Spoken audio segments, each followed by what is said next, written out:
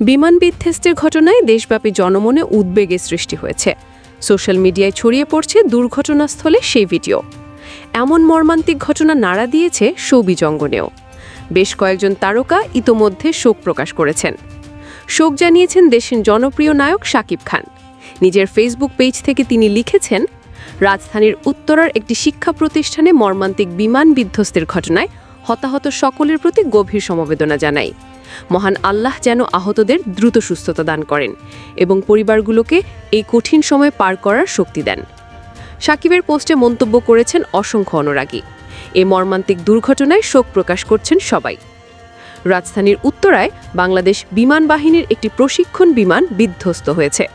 এ ঘটনায় একজন নিহত হয়েছেন বলে জানিয়েছে ফায়ার সার্ভিস। সোমবার ২১ জুলাই দুপুর ১টা ৬ মিনিটে বিমানটি উড্ডয়ন করে।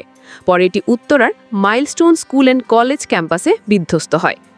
আন্তঃবাহিনী জনসংযোগ পরিদপ্তরের এক বিজ্ঞপ্তিতে এ তথ্য জানানো হয়। দুপুর ২:৩০টার দিকে ফায়ার সার্ভিসের নিয়ন্ত্রণ কক্ষের ডিউটি অফিসার লিমা খান জাগো নিউজকে একজন নিহত হওয়ার খবর নিশ্চিত করেন।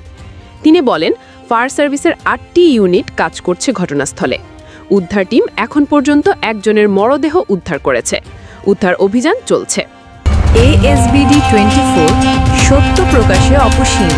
চ্যানেলটি সাবস্ক্রাইব করুন।